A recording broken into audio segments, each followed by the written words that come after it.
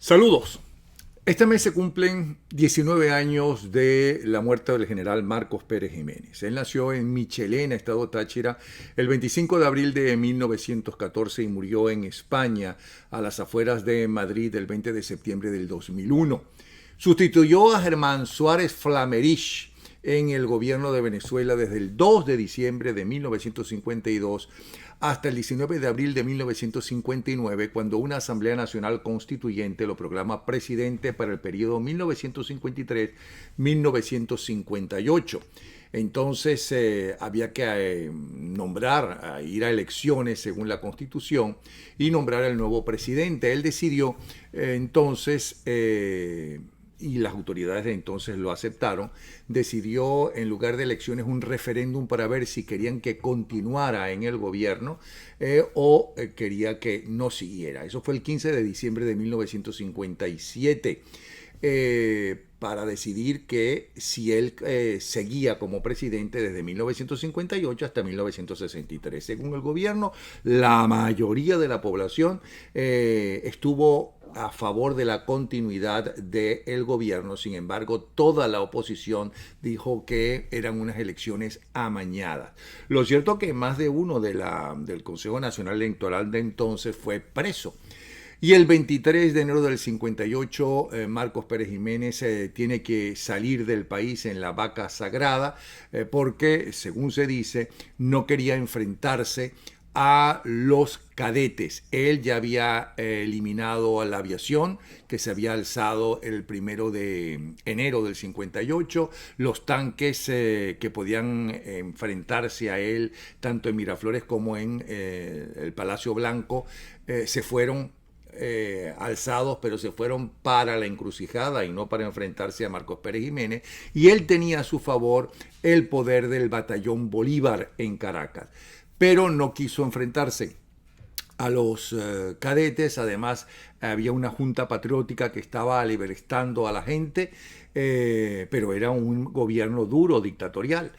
Ni hablar como los de aquella época en Venezuela, en América Latina. Lo cierto es que el 23 de enero de 1958 a las 3 de la mañana se va en un avión que le llaman la Vaca Sagrada, se va para la República Dominicana, donde había un auténtico dictador, Trujillo, y luego se va a Miami, a vivir a Miami, a los Estados Unidos.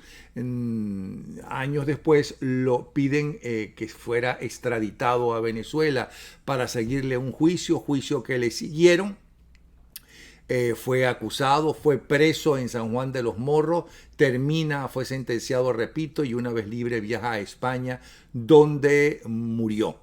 Sobre su gobierno se ha hablado mucho, unos a favor, otros en contra, pero lo cierto es que fue el periodo de mayor prosperidad que hubo en Venezuela hasta ese momento.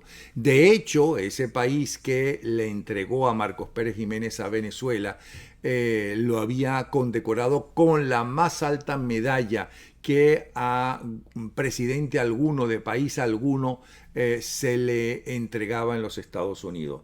La revista Time lo había colocado como el hombre del año por la cantidad de obras que hizo, y no solamente obras, sino todo lo que se hizo en salud, etcétera, como la Panamericana también, que se adelantó a todos los países que se habían comprometido en hacerla. Lo cierto es que era considerado el país Venezuela de mayor progreso, no solamente en América, sino en buena parte del mundo. Y el bolívar, la moneda más fuerte, incluso más fuerte que el dólar. Las dos monedas más fuertes en ese momento eran el marco alemán y el bolívar venezolano. Bueno, él no dio declaraciones una vez que sale de Venezuela para España, y las primeras que da me las da a mí. Me había dado media hora, estuvimos 3 días completos. No me quería dar las declaraciones, las logré gracias a una mujer que él quería mucho, porque cuando estaba caído, preso, que es donde se notan los amigos, ella lo visitaba, le llevaba inclusive la comida que a él le gustaba, porque ella fue gran amiga de Marcos Pérez Jiménez, del general, cuando estaba en el gobierno. Me refiero a la hermana de Aldemaro Romero, Rosalía Romero. Ella lo convenció Yo llegué allí con ella exactamente, le dije, mire, yo sé que usted no está de acuerdo o no estaba de acuerdo, no está muy contento con que yo venga a darle una entrevista porque dicen que yo no soy partidario de usted, ¿no? Primero por mi edad no puedo ser partidario de usted, yo era demasiado pequeño para vivir ese gobierno suyo y yo no le voy a hacer las preguntas que quieren escuchar sus partidarios porque ¿para qué? Usted no necesita convencerlos a ellos porque ya está convencido. Yo le voy a hacer las preguntas respetuosamente, eso sí, como siempre hago, ¿no? Pero que para que, dada su habilidad, su capacidad, que no dudo en ella, usted se lo diga a esa gente que desinformada o no está en contra de usted y de su gobierno. Para ellos estoy haciendo esa entrevista, no para los otros, que lo van a disfrutar evidentemente. Bueno, me había dado 20 minutos y estuvimos 3 días, me enseñó su casa, fue sumamente cordial, nos despedimos con un abrazo. Recuerdo que en un momento de la conversación me dijo, y se acordarán de mí. Y la verdad que me acuerdo bastante de él, porque fue parco en palabras, pero acogedor en su casa. Pues bien, les ofrezco ahora esas 3 horas con Marcos Pérez Jiménez, las primeras declaraciones que él daba a Venezuela después que salió en libertad de su prisión en San Juan de los Morros y se fue a vivir a Madrid.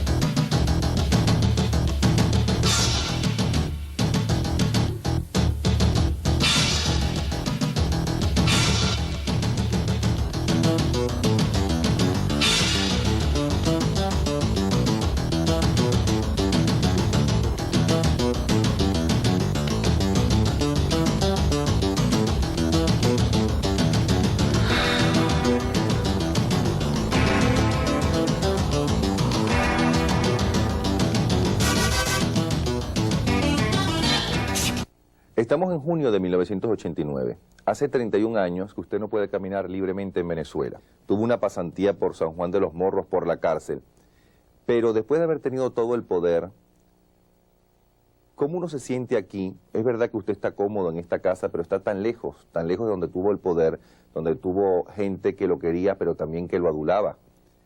Y sabiendo que hoy en Venezuela, en la patria suya y de sus hijos, usted es el tirano, el dictador, el ladrón. Bueno, realmente estas apreciaciones vale la pena pues referirme a ellas. Y esto requiere alguna explicación con suficiente grado de extensión. La realidad es que actualmente en Venezuela, además de lo que usted me dice, soy el único venezolano inhabilitado para ser elegido a cargo público.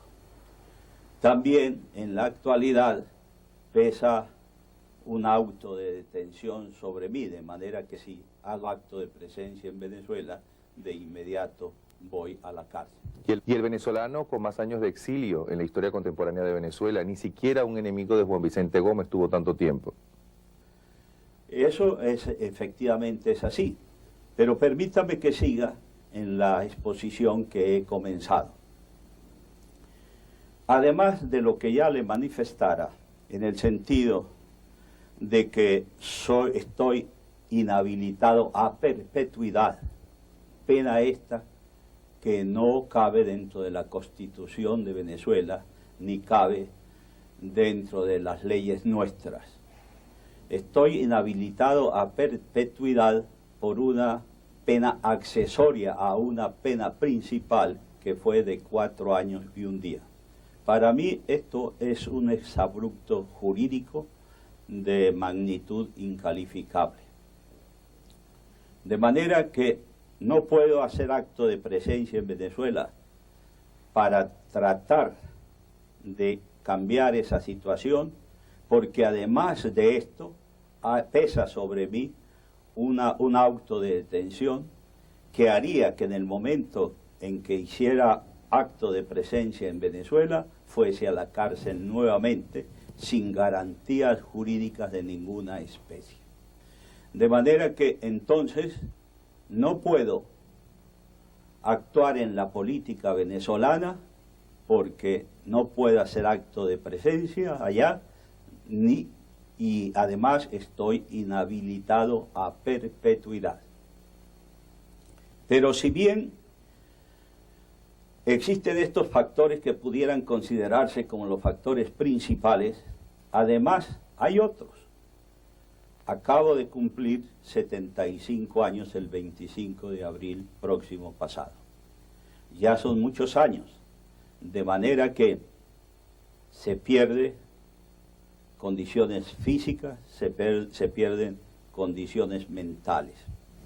La realidad es que entre las condiciones físicas perdidas, considero que son normales. Por ejemplo, se pierde un poco de vista, se pierde un poco de oído. En las condiciones mentales se pierde un poco de poder de concentración, se pierde un poco de memoria. Aun cuando se puede ganar en otros campos. Y en cuanto a las condiciones anímicas, he de decirle que aquí no he perdido nada. Hoy día me siento en un buen estado de ánimo, con una tranquilidad, un equilibrio espiritual que considero magnífico, y realmente en este campo no he perdido nada. ¿Y qué sigue añorando de Venezuela después de tanto tiempo? La cuestión de añoranzas, a mi juicio, pasan a un segundo plano. Quizá en otra oportunidad pueda contestarle respecto a esto. Seguiré refiriéndome a cuál es mi estado espiritual actual y cuál es mi situación en lo que respecta a Venezuela. En el supuesto negado de que yo quisiese regresar al poder, ya no estaría en condiciones de ejercerlo con la misma eficacia con que lo ejercí en una época. Sencilla y llanamente porque las condiciones existentes en el país en la actualidad no son las mismas que cuando yo asumí a plenitud el poder en Venezuela. De manera que pienso que personalmente no sería el individuo más adecuado para tratar de enmendar la actual situación venezolana, y dudo mucho de que en Venezuela se encuentre en la actualidad un individuo que tenga a plenitud de las condiciones para lograr la situación de enmienda que requiere el país y luego para encauzar debidamente su recuperación.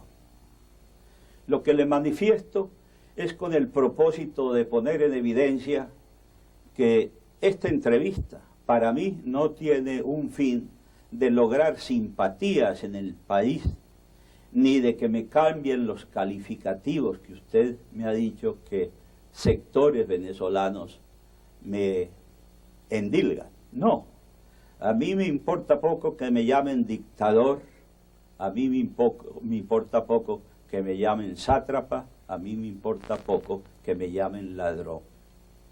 Porque a las personas inteligentes se les convence con los hechos, no con las calificaciones. Trataré de explicarme. El Evangelio, creo que dice que por los hechos los conoceréis. Y un refranero dice, hechos son amores y no buenas razones.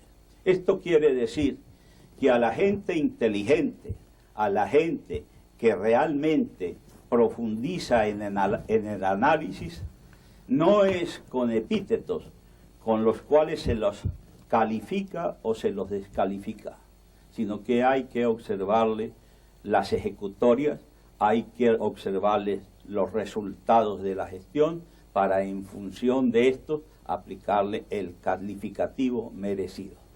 Mire, general, yo tengo aquí el discurso que usted dio al Congreso Nacional para anunciar la elaboración del plebiscito de diciembre del 57. Aquí decía que Venezuela estaba desarrollando el mejor plan de vialidad en América Latina, que ocupábamos el primer lugar en organización sanitaria, teníamos el menor coeficiente de mortalidad general, estábamos ocupando el primer lugar en el mundo en materia de erradicación de la malaria, éramos el primer país de América Latina en incremento de la riqueza agrícola, había disminuido en el alfabetismo del 57.5 al 37%, ocupábamos el primer lugar en el continente latinoamericano en crecimiento y modernización de las ciudades. Más adelante anunciaba que éramos el país que ocupaba el primer lugar en el continente en reservas de oro. Decía que Venezuela era la primera potencia económica, de mayor crecimiento industrial y de más alta rata de crecimiento demográfico en el mundo. Pero meses después, semanas después, un movimiento militar apoyado por la población acaba con su gobierno. ¿Qué pasó? ¿Por qué no se le entendió? ¿Qué no se entendió de su gobierno? Pero no me conteste ahora, en un momento me contesta.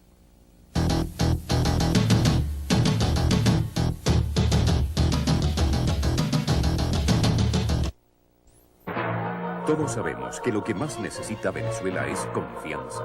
La confianza que le ofrece el Grupo Confinanzas a través de todas sus empresas, siempre preparadas para servirle cuando usted más lo necesita. Y es que Confinanzas sabe que todos podemos confiar en Venezuela.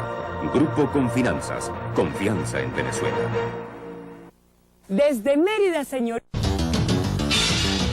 Señores presidentes, yo no le voy a repetir todo lo que, o parte de este discurso que usted dio meses antes del 23 de enero.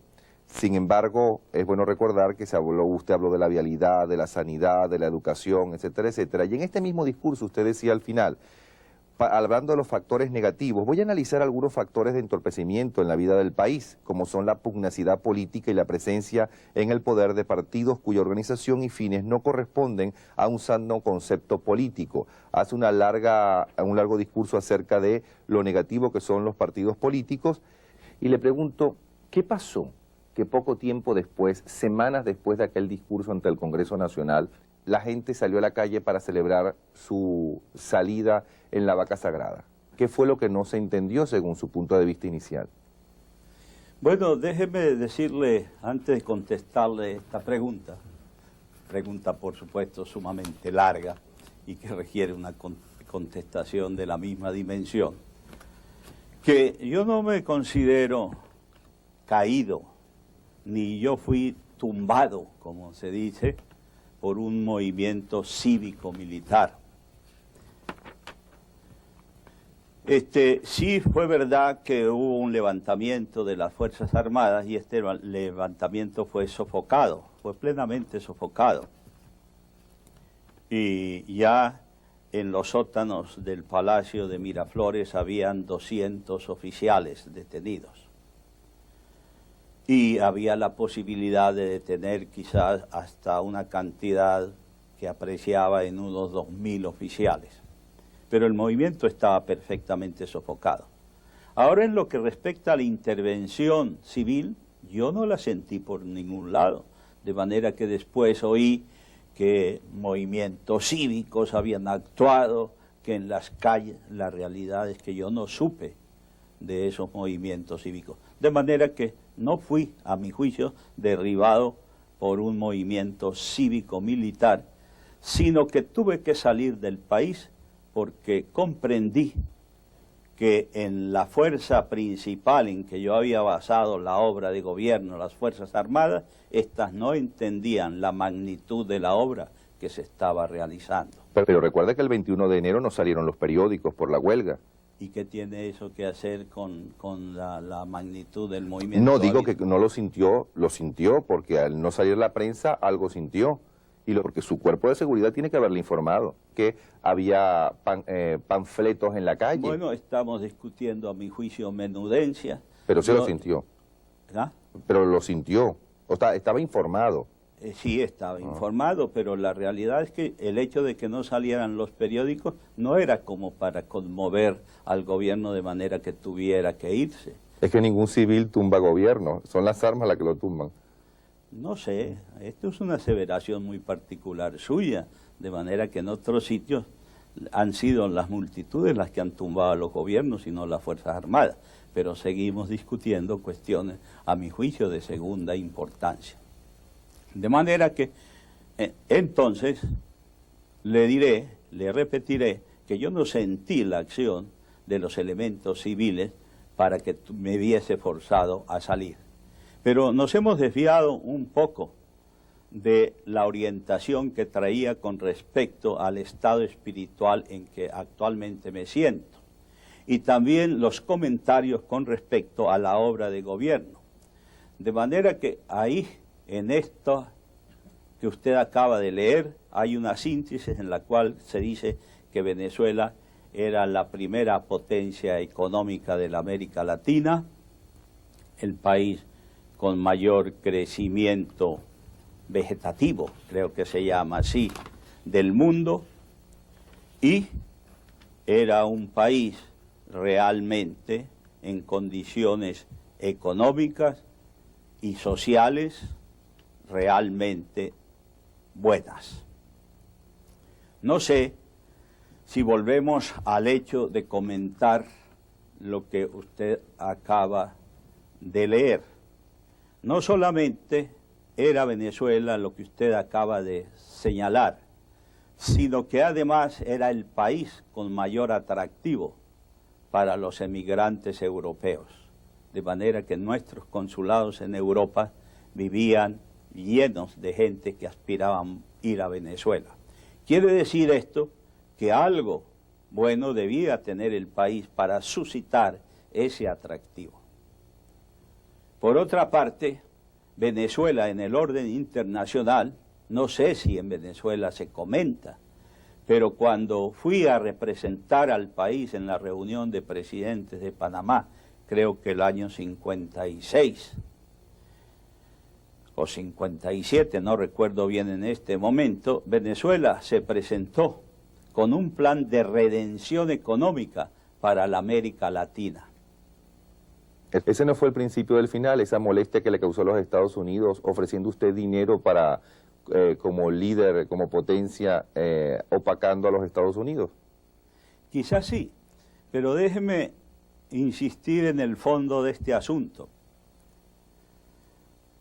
En ese entonces, en un corto discurso de no más de 5 minutos, creo, Venezuela dijo que en la América Latina se había consumado ya la redención política, es decir, que cada país era soberano para orientarse por el camino que quisiera, pero que si bien esta redención política se había logrado a plenitud, no se había logrado así la redención económica. De manera que Venezuela, que había contribuido a la redención política del continente, quería contribuir ahora a la redención económica del mismo, o de la parte del continente donde Venezuela pudo dejar sentir su influencia positiva. De manera que entonces se presentó esta proposición que, si bien obligaba a Venezuela a contribuir con 100 millones de bolívares en ese momento, de acuerdo con la magnitud y en proporción a los presupuestos, a los Estados Unidos lo obligaban a contribuir con 3.000 millones de dólares. Estos fondos bien administrados en aquella oportunidad hubieran significado un paso de gigantes en la consolidación de una sana economía en Venezuela. El supremo argumento que se hizo para descalificar la proposición venezolana no es que ésta no tuviese méritos, sino que había sido hecha por un dictador, y con eso ya venía la plena descalificación de tal proposición. Y usted, se siente un dictador. Es decir, usted se le acusa de las torturas de la Seguridad Nacional, usted se le acusa de desaparecido, usted se le acusa de muertos por parte del ejército, usted se le acusa de peculado. ¿Usted qué se siente? ¿Usted se siente un dictador? ¿Se siente más demócrata que los demócratas? ¿Siente que los acusadores suyos ahora son acusados? Pero no me conteste todavía, espérese un momentito.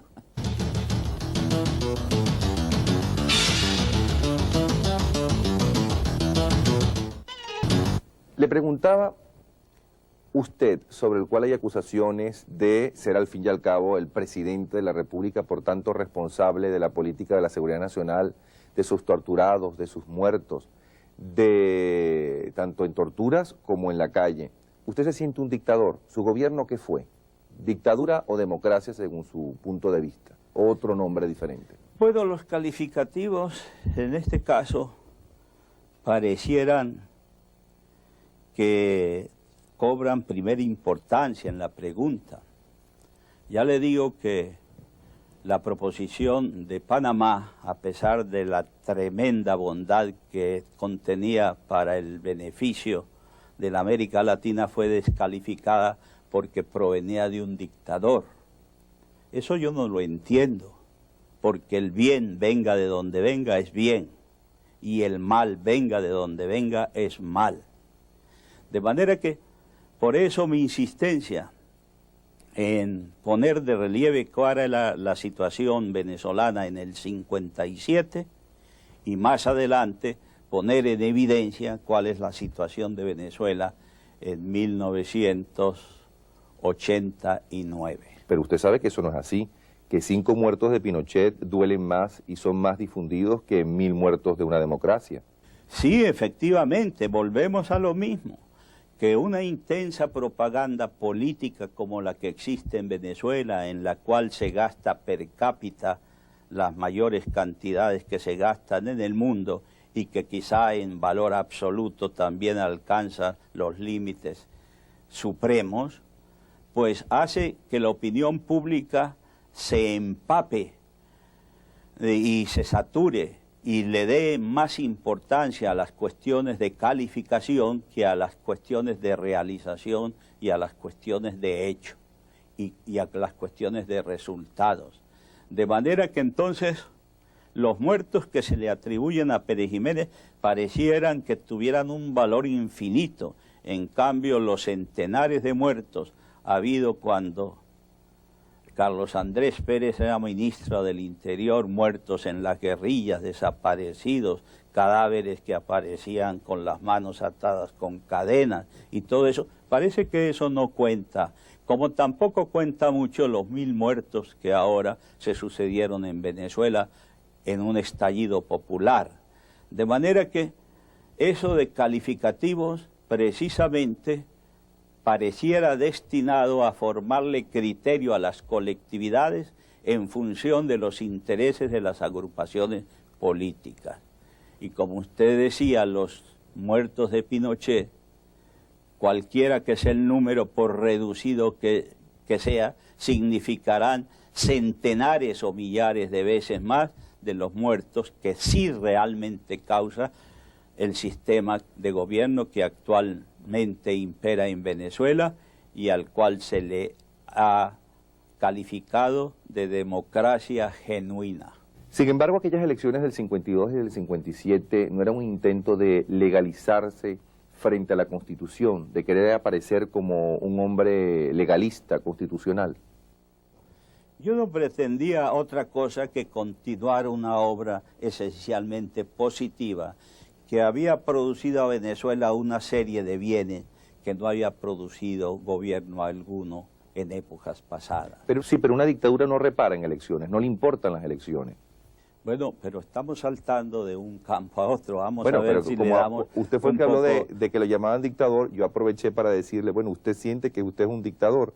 No, yo lo que siento, en esencia, es que he sido el estadista más eficaz que ha tenido Venezuela en el último siglo, y para eso están las obras que lo confirman, que he sido el administrador mejor que ha tenido Venezuela, también en este siglo, y en eso están los resultados de esa administración, primera potencia económica de la América Latina, cuando la América Latina no estaba en la situación que está hoy día.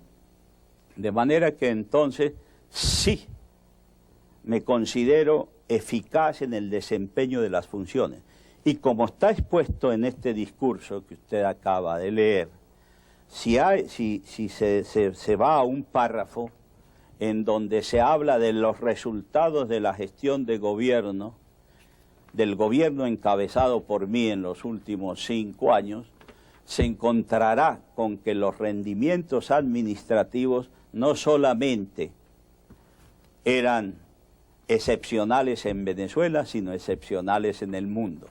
Y como era el venezolano más empapado de lo que se podría lograr para el país, por eso me esforcé en continuar una labor que estaba seguro que no podían realizar otros venezolanos. ¿Pero qué pasó? ¿Por qué no la entendieron?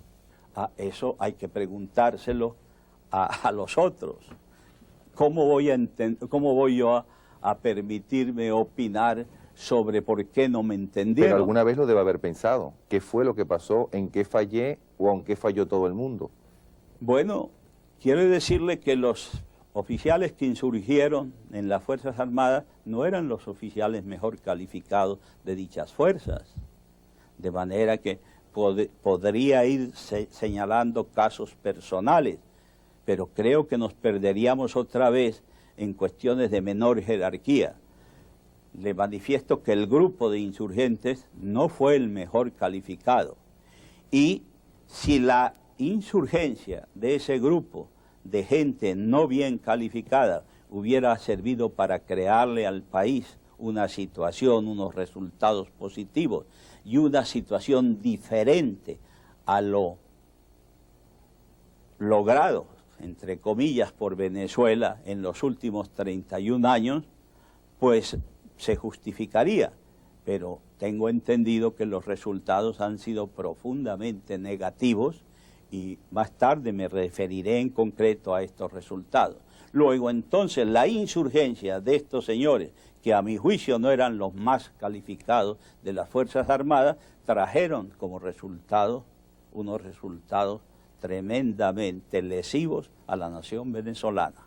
¿Cuándo su gobierno deja de ser el más eficaz para los intereses norteamericanos, según declarara John Foster Dole, el secretario de Estado del presidente de entonces, el presidente norteamericano Eisenhower?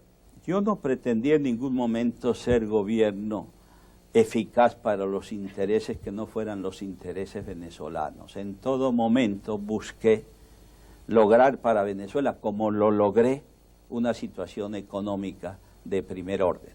Como lo logré en parte, porque todavía estaba mucho por realizar.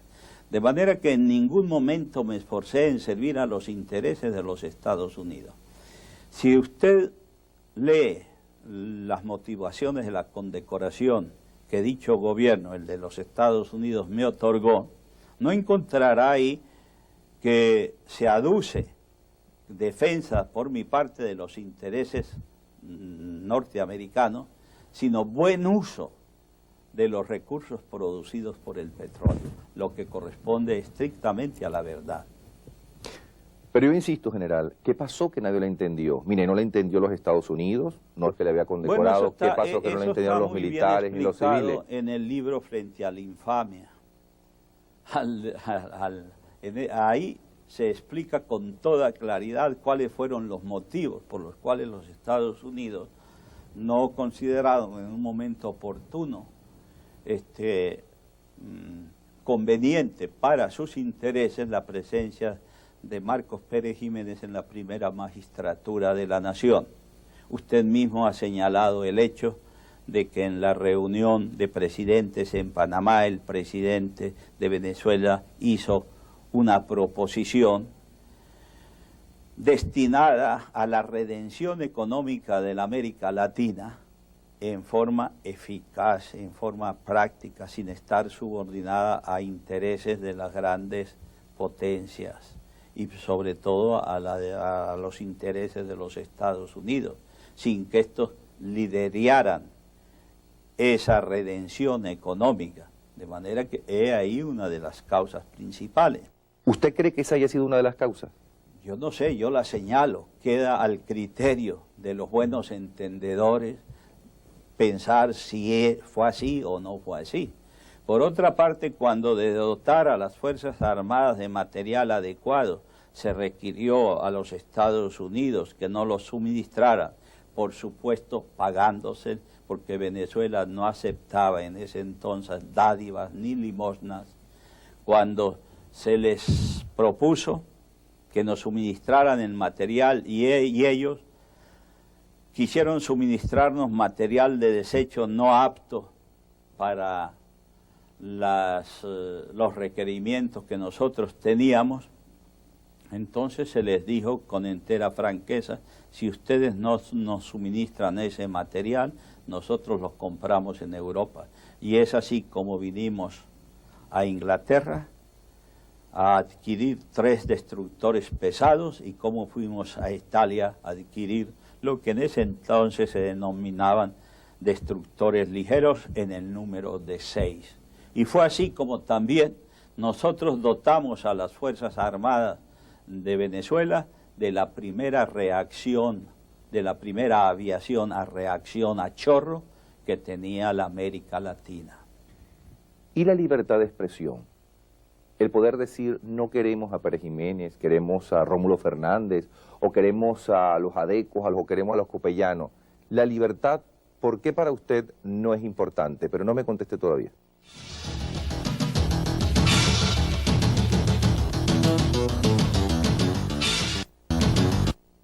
Usted habla de las obras que hizo su gobierno. Es algo que están allí, está la petroquímica, la siderúrgica, las carreteras, la vialidad. Iba a comenzar el plan de ferrocarrilero, anunció el metro para Caracas el 1 de enero o el 2 de enero cuando salió la prensa, el primer día de que salió la prensa en el año 58. Pero la libertad, el poder decir: no queremos tanta vialidad, queremos hablar, queremos decir cosas, no queremos tener miedo, no queremos a Pedro Estrada o a quien sea, queremos a los adecos, a los copellanos o a otro militar. ¿Por qué usted no le da importancia a eso? Bueno, porque para mí hay libertades de libertades, hay libertades que a mi juicio son requeridas en primera urgencia por las colectividades. Yo no estoy muy de acuerdo con aquella estrofa del himno nacional que dice: y el pobre en su choza libertad pidió, porque lo racional hubiera sido que hubiera pedido que le eliminaran la choza y se la reemplazaran por una vivienda decente. De manera que yo no estoy de acuerdo con ese tipo de solicitar libertades que terminan restringiéndoles las libertades a la colectividad. De manera que cuando nosotros encontramos con que el país tenía más de 400.000 ranchos en los cuales vivían algunos millones de venezolanos, pues creímos más urgente la eliminación de esos ranchos porque constituían una lacra social. Dentro de esos ranchos vivían gente en malas condiciones higiénicas y en pésimas condiciones morales. De manera que entonces liberarlos de la miseria, liberarlos de aquel ambiente lesivo a la dignidad, lo consideramos en primera urgencia antes que permitirle salir a despotricar contra determinadas personas o determinadas instituciones. Nosotros creemos sinceramente que, cómo no, está muy bien la libertad de expresión, pero la libertad de expresión responsable, es decir, la que vaya a señalar hechos evidentes, y no la libertad de expresión destinada a darle franquicia a la calumnia. Tampoco consideramos útil a la nación venezolana esa libertad de expresión mercenarizada. Este es un vocablo un poquito forzado. Me quiero referir a la libertad de expresión de aquellos que la utilizan mercenariamente, es decir, aquellos que perciben dinero para emitir determinado tipo de opiniones, bien sea con el propósito de enaltecer a quien no lo merece o con el propósito de escarnecer a quien tampoco lo merece. De manera que para nosotros la primera libertad es la libertad de la liberación de la miseria. Y eso es lo que nosotros realizamos a fondo, a la medida de nuestras posibilidades y de nuestros recursos, y que teníamos en mente llevar hasta el extremo. Porque de nada nos sirve un pueblo enteramente libre, pero plagado de males. Para nosotros, la responsabilidad primera era la erradicación de los males, para que entonces una colectividad saludable sí pudiera disfrutar de plena libertad de expresión responsable. Pero es que usted no hubiera podido hacer lo que hizo con la existencia de partidos políticos. Y por otro lado, un comunista que nos estaría escuchando estaría totalmente de acuerdo con lo que usted está diciendo. Fidel Castro, yo supongo que dirá, bueno, es que hay que hacer un gran sacrificio, esta generación y la que viene, tiene que hacer un gran sacrificio a punta de quedarse callado. ¿Por qué quedarse callado impide que no se elimine la miseria? ¿Por qué quedarse callado impide que se haga la petroquímica, la siderúrgica, que se hagan las autopistas que usted hizo? ¿Por qué? ¿Qué conexión hay? Bueno, esto no puede aplicársele un criterio de carácter general. Yo pretendo ser pragmático, pretendo ser objetivo. Repito, los gobiernos se justifican por los hechos, sean estos gobiernos dictatoriales, sean democráticos, etc. Si a un país, a una nación, le produce bien un gobierno dictatorial o un gobierno autoritario, bendito sea, a mi juicio.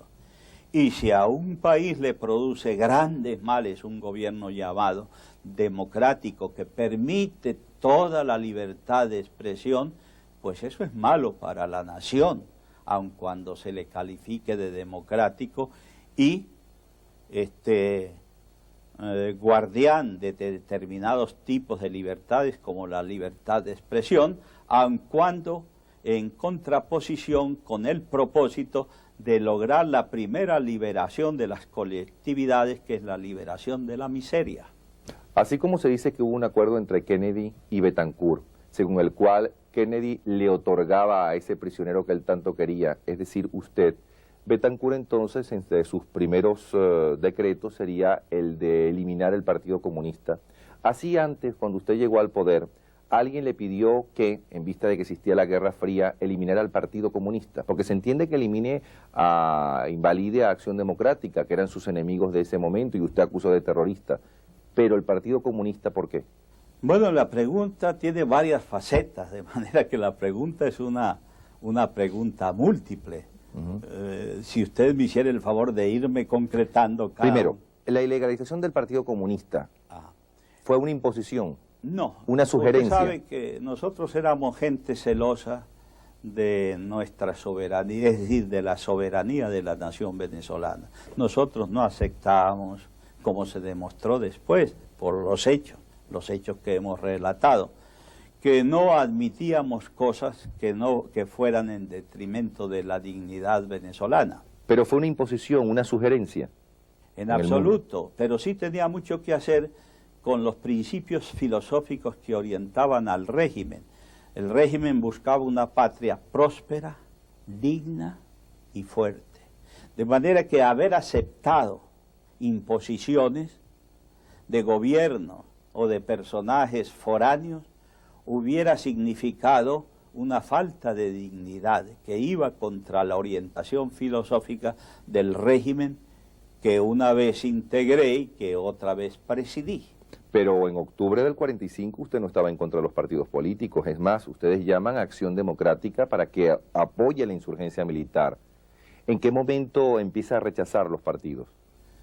Bueno, quizá los últimos acontecimientos pueden abrir el criterio, pueden ilustrar mejor a los venezolanos.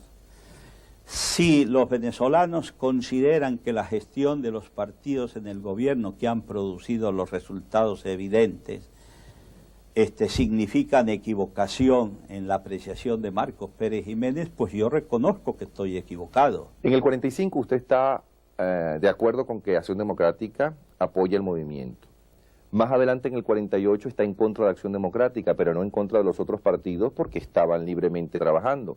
En el 52 está en contra de todos los partidos. Bueno, La pregunta que le voy a hacer, lo quisiera dejarla en el aire y perdón que le interrumpa, es ¿qué es lo que lo motiva? ¿Qué es lo que le decide no solamente a ir en primer lugar contra Acción Democrática y eliminarlo, sino también contra los otros partidos, contra todo partido político? En un momento regresamos.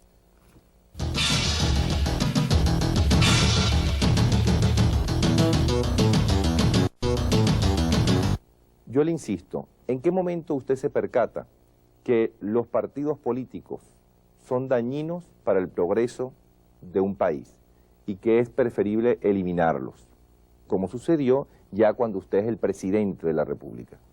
bueno, permítame que insista en un criterio que he venido sosteniendo a través del tiempo, y es que son los resultados los que califican cualquier acción, y no las doctrinas, no las prédicas, no las promesas.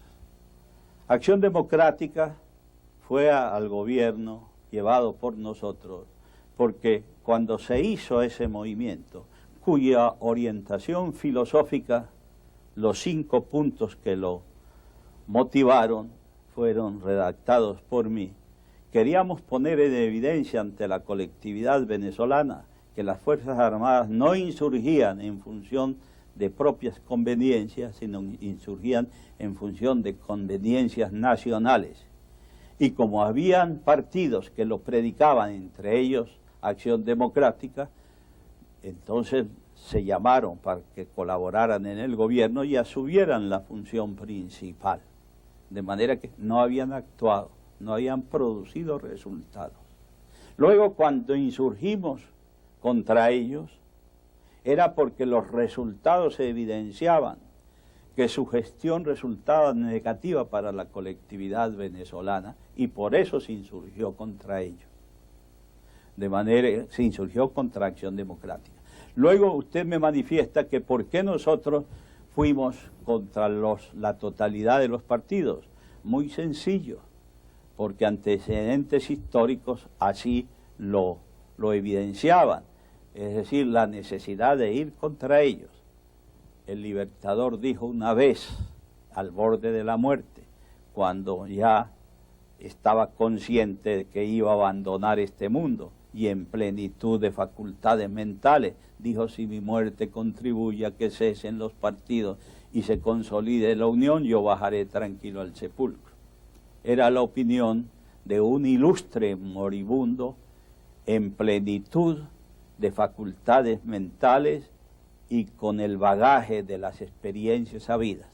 Nosotros habíamos visto actuar Acción Democrática en el poder, sabíamos de las ideas de los partidos, es decir, la sistemática tendencia a ir contra cualquier resultado por positivo que esté fuera, y me voy a pretender graficarlo con un ejemplo. Cuando se inauguró la autopista Caracas-La Guaira, que el COPEI podía actuar plenamente, resulta que un ilustre líder de ese partido en un barrio de Caracas manifestó que la autopista la había hecho el gobierno simple y llanamente para que pudieran transitar los Cadillacs de los ricos y para cogerse unas comisiones en la construcción. Cuando la autopista Caracas-La Guaira satisfizo plenamente a la colectividad, sobre todo del área metropolitana de Caracas, que se sentían como niños con un juguete nuevo cuando se inauguró dicha autopista. También los partidos manifestaban que cualquier obra que se hiciera el gobierno, entonces era una obra suntuaria, destinada al beneficio solamente de determinada parcialidad, cuando se hizo el círculo de las Fuerzas Armadas, cuando se hizo el sistema de la nacionalidad. Esta fue la opinión emitida desde los partidos. De manera que estábamos convencidos de que los partidos actuaban solamente en función de sus intereses específicos y jamás han actuado en función de los intereses nacionales. Pero si eso es así, ¿por qué permite que en el 52 participen los partidos políticos en la elección para la constituyente? Que participaran los partidos políticos, ¿para darle un retoque constitucional o por qué razón? Porque ya estaba URD, ya estaba COPEI. Bueno, se les dio nueva entrada a ver si podrían en el futuro enmendar sus actuaciones anteriores. ¿Y qué fue lo que le decidió que ya los partidos políticos no eran necesarios? ¿El triunfo de URD? Bueno, volvemos otra vez a las cuestiones formales. ¿Y qué importan las cuestiones formales? No, cuando hay cuestiones principales que deben ponerse sobre el tapete en primer lugar, ¿no? De manera que yo, y perdone que le diga, soy poco propicio a desviarme hacia los formalismos. Yo voy a los grandes resultados, que es los que comprometen el destino de las naciones. ¿Qué importa que hubiese llegado o no Jovito Villalba? ¿Qué importa si los partidos han llegado y han ejercido el gobierno a plenitud de poderes? Y ahí están los resultados. Pero es que no se podrá entender totalmente su forma de pensar si en este tipo de cosas... Sí trato por todos los medios de que se me entienda mi forma de pensar. Por eso he pretendido desarrollar una tesis, seguir un camino en el cual se vayan acumulando razones.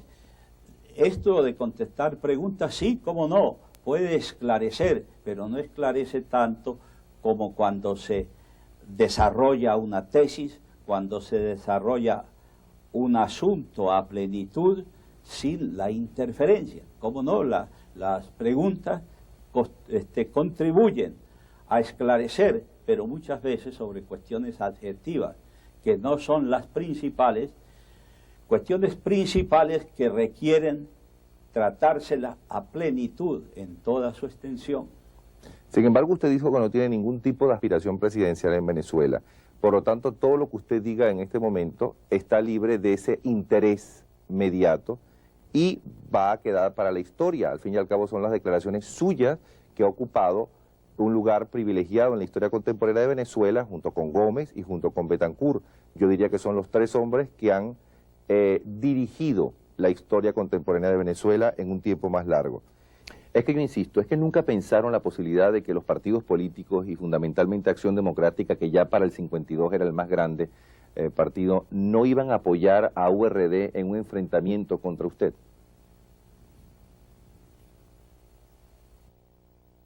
Bueno, con la mano en el corazón. Las razones que hubiéramos podido tener nosotros para proceder en la forma que hubiéramos podido proceder y que se nos atribuyan, a mi juicio están justificadas con los resultados obtenidos por el gobierno que surgió en esa oportunidad, porque ese gobierno contribuyó indiscutiblemente a hacer de Venezuela la primera potencia económica de la América Latina y uno de los países de más alto ritmo de desarrollo en el mundo.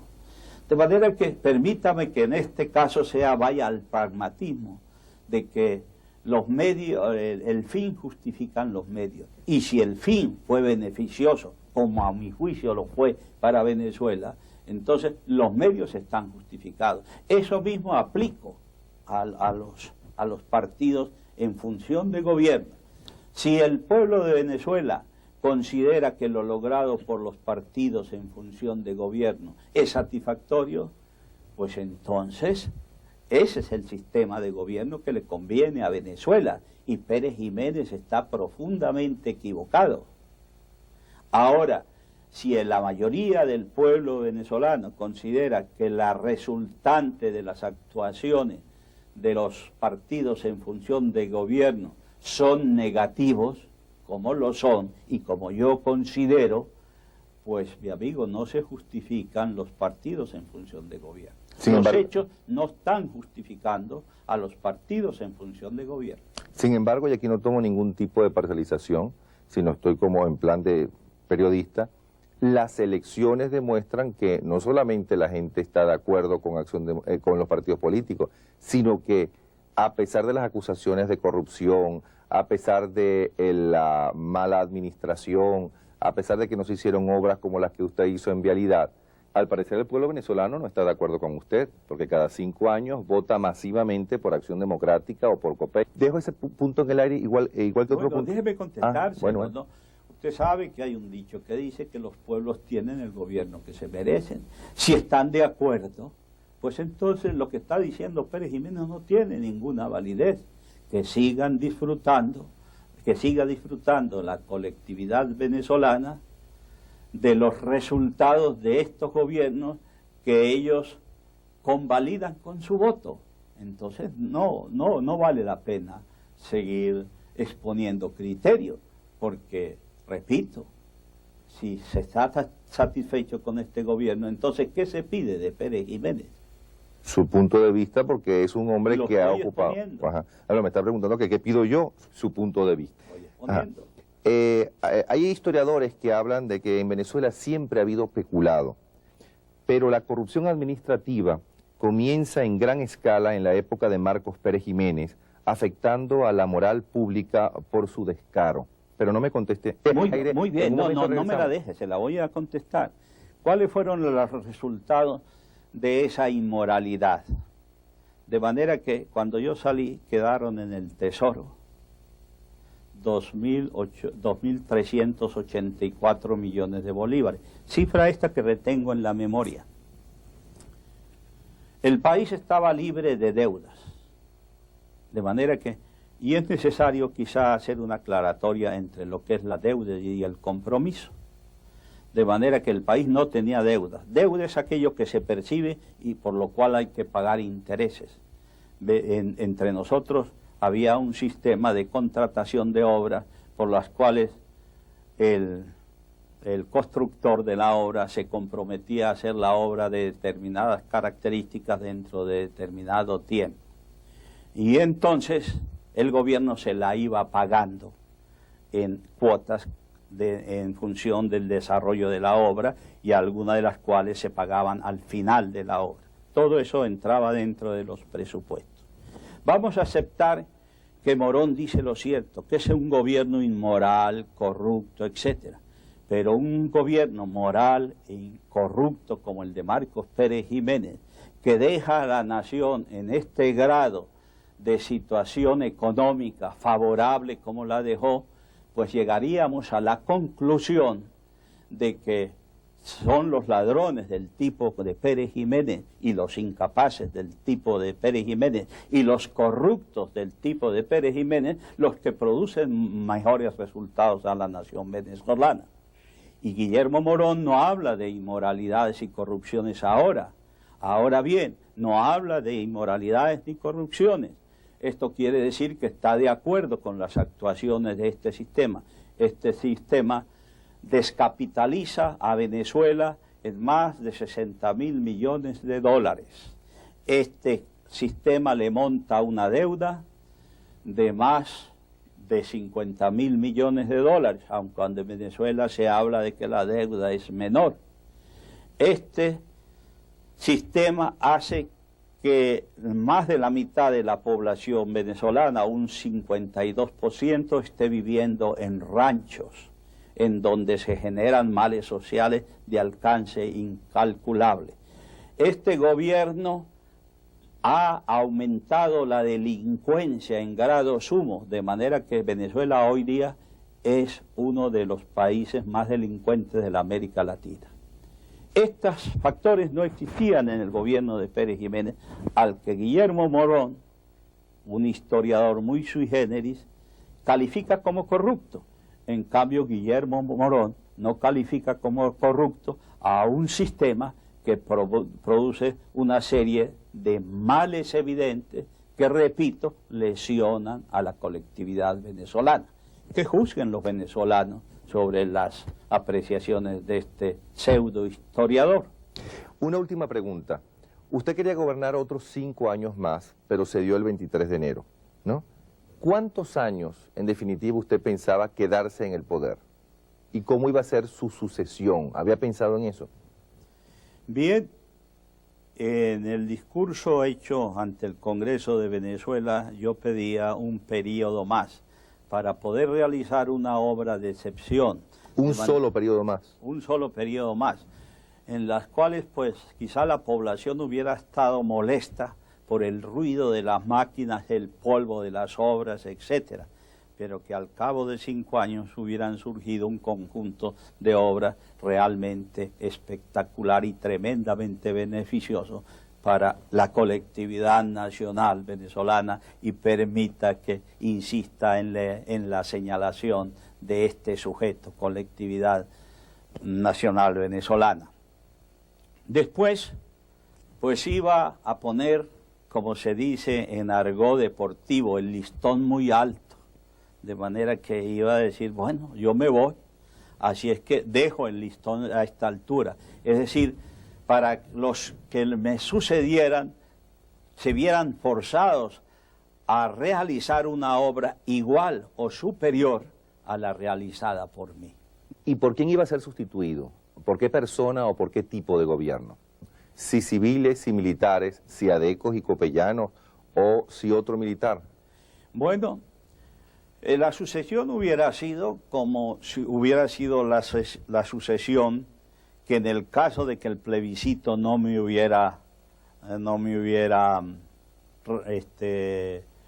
favorecido, legitimado como presidente para un nuevo periodo, pues simple y llanamente me hubiera ido. Es decir, yo llamé a plebiscito.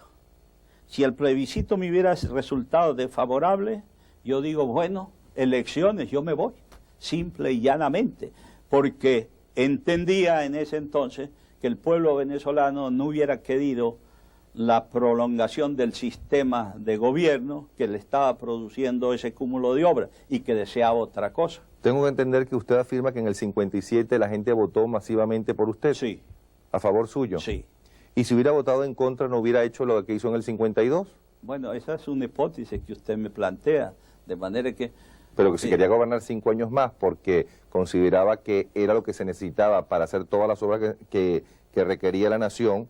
Bueno, pero ya le he dicho que ahí se llamó a plebiscito al pueblo venezolano. Si el pueblo venezolano hubiera dicho no, yo digo me voy, y que haya las elecciones como sea, es decir, hubiera ahuecado, hubiera hecho mutis, hubiera desaparecido de la escena política venezolana. Pero el pueblo de Venezuela me dijo, sí, usted sigue en la función de gobernante, usted sigue por 5 años más.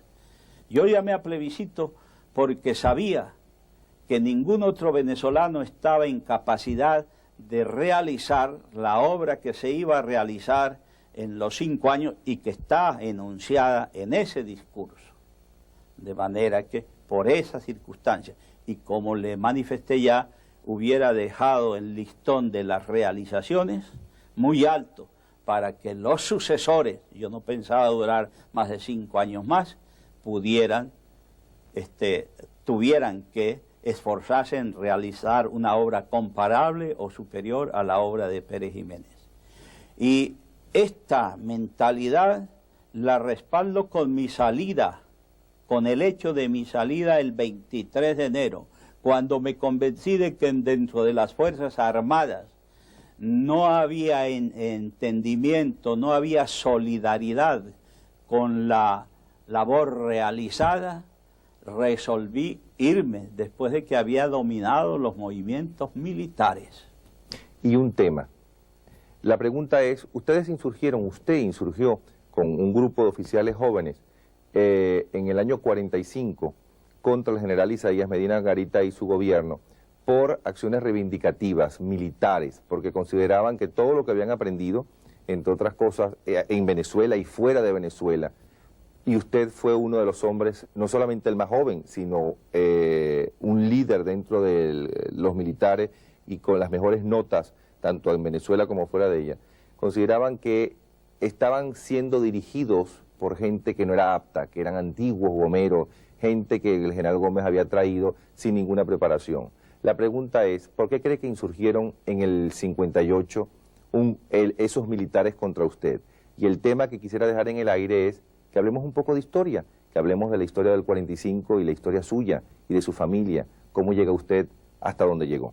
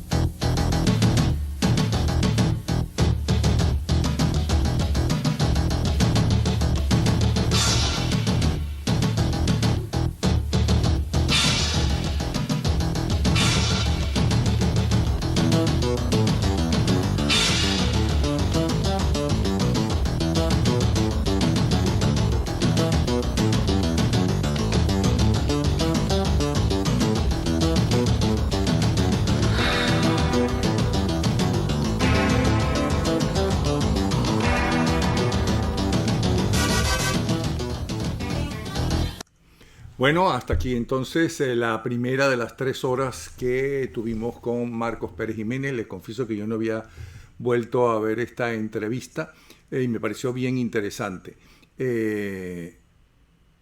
La segunda hora tendremos además alguien que va a hablar de las partes negativas y en la tercera alguien que va a hablar de las partes positivas antes de la exposición y la entrevista que le hiciéramos a Marcos Pérez Jiménez. Como leí, fue 31 años después.